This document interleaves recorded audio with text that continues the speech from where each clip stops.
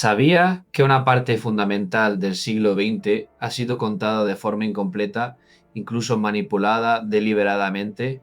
Desde la caída de la Unión de Repúblicas Socialistas Soviéticas, ciertos discursos, especialmente en sectores liberales de derecha, han intentado igualar el comunismo con el fascismo, usando como argumento principal el pacto de no agresión firmado en 1939 entre la Unión de Repúblicas Socialistas Soviéticas y la Alemania nazi.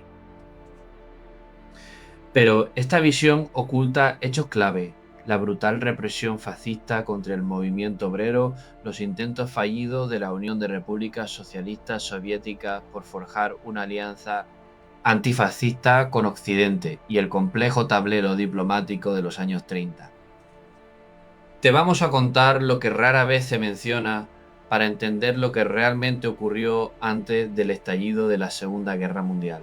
El crack económico de 1929 rompió con los intentos de estabilización del orden mundial que se buscaban desde el Tratado de Locarno en 1925.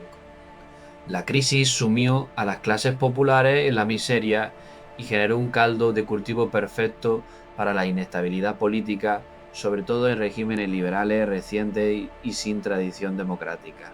En ese entorno crecieron los partidos comunistas, aumentando huelga, sindicalismo y apoyo electoral.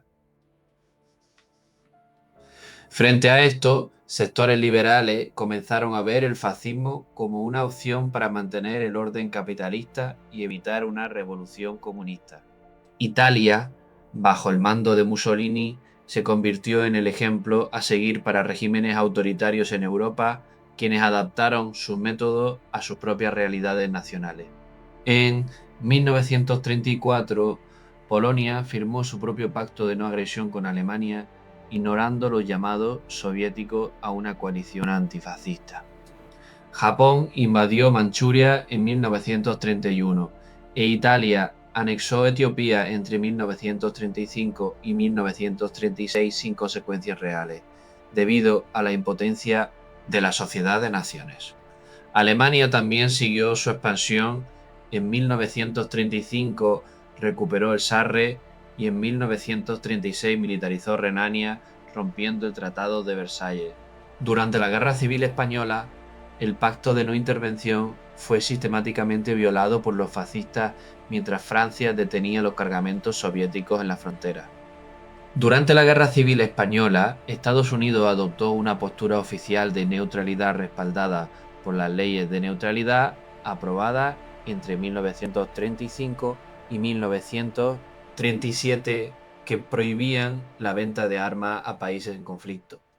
Aunque Washington no firmó el Acuerdo Europeo de No Intervención impulsado por Reino Unido y Francia, aplicó restricciones similares para evitar implicaciones militares. Esta actitud respondía tanto a una política de aislamiento como a un deseo de evitar el contagio de tensiones europeas. Sin embargo, esa neutralidad fue limitada y en muchos aspectos contradictoria. Las leyes estadounidenses impedían la venta directa de armamento, pero no restringían el comercio de productos estratégicos no clasificados como armas, como petróleo, camiones, maquinaria o materias primas. En ese vacío legal se movieron numerosas empresas estadounidenses que mantuvieron relaciones comerciales más intensas con el bando sublevado que con la Segunda República.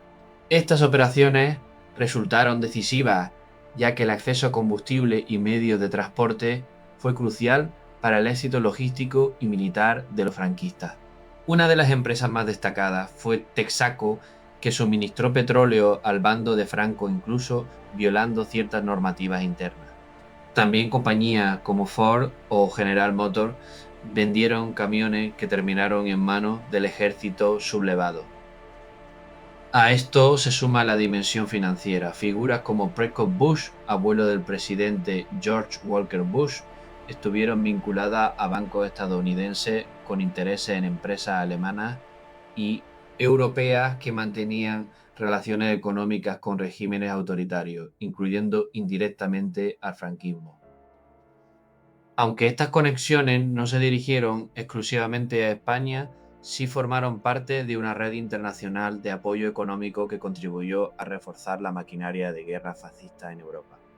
Así, la pretendida neutralidad estadounidense, al igual que francesa y británica durante la Guerra Civil Española, sirvió en la práctica para facilitar, por omisión y conveniencia, el ascenso de una dictadura que se mantendría durante décadas. El momento que encendió todas las alarmas en Moscú fueron los acuerdos de Múnich en 1938.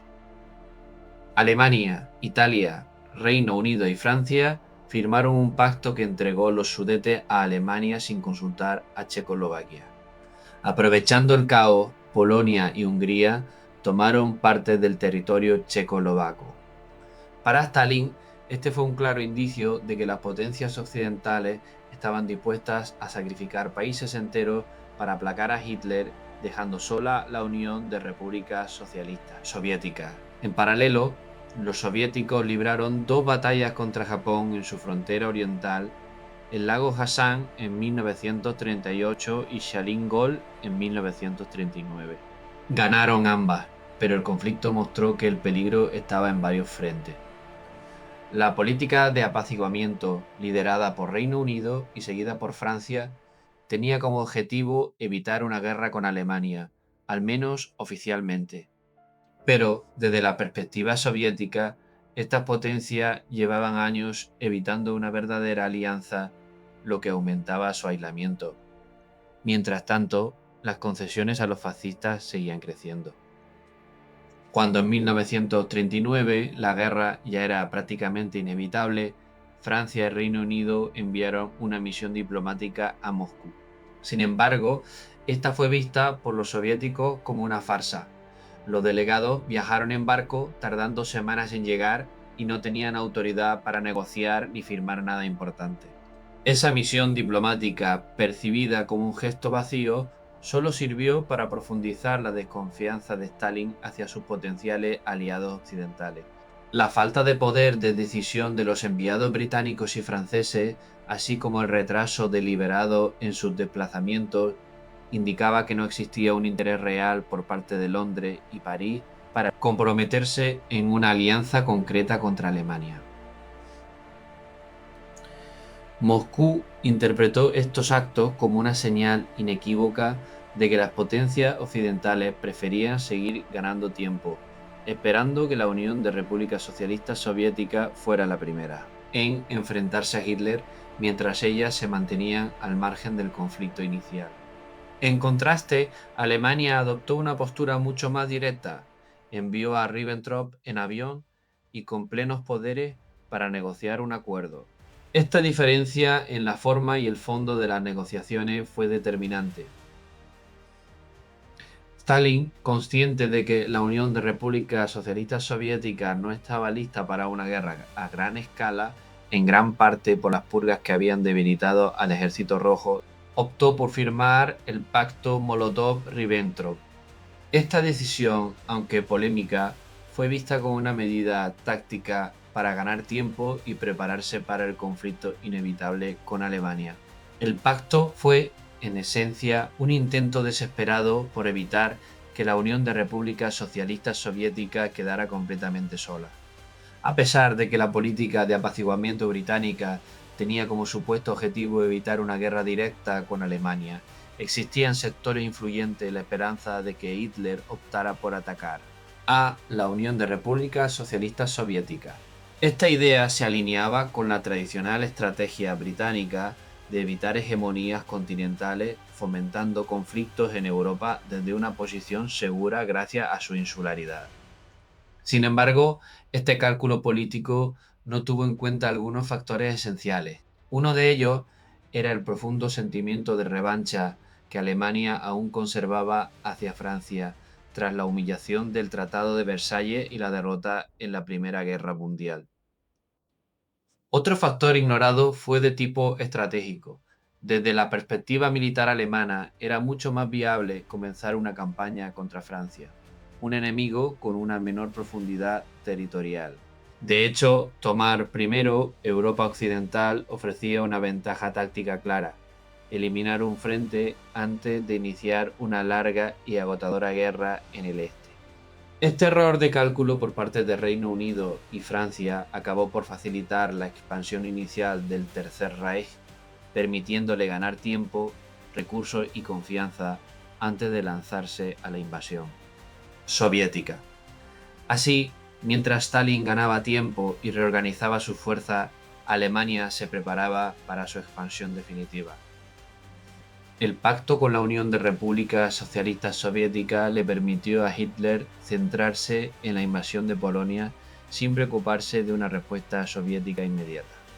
Sin embargo, esta decisión no significó una alianza ideológica entre nazismo y comunismo como algunos revisionistas insisten en afirmar hoy. Fue una medida pragmática tomada en un contexto en que las democracias occidentales habían fallado repetidamente en actuar frente al avance del fascismo. La historia demuestra que, poco después, el conflicto entre Alemania y la Unión de Repúblicas Socialistas Soviéticas sería inevitable y brutal. Este contexto histórico es clave para entender cómo se gestó la Segunda Guerra Mundial. No fue simplemente el resultado del pacto entre dos potencias totalitarias, sino de una compleja red de errores diplomáticos, miedo geopolítico y estrategias fallidas. Las omisiones deliberadas de ciertos sectores hoy buscan simplificar este periodo para equiparar ideologías, pero los hechos documentados muestran que la Unión de Repúblicas Socialistas Soviéticas trató durante años de frenar la expansión nazi con ayuda de las democracias occidentales. Estas, al no responder, abrieron el camino para un conflicto aún mayor que cambiaría el mundo para siempre. La historia del pacto Molotov-Ribbentrop y los años previos a la Segunda Guerra Mundial revela mucho más que un simple acuerdo entre potencias. Fue el resultado de una cadena de decisiones en las que el miedo, la desconfianza y las estrategias de supervivencia definieron la política internacional. La Unión de Repúblicas Socialistas Soviéticas no firmó ese pacto por afinidad ideológica, sino porque fue aislada sistemáticamente por quienes decían defender la democracia. Mientras las potencias fascistas avanzaban con impunidad, las democracias europeas optaban por la pasividad creyendo que podían manipular la dirección del conflicto. Ese error de cálculo costaría millones de vidas. Comprender estas dinámicas es esencial para evitar caer en simplificaciones peligrosas que distorsionan el pasado.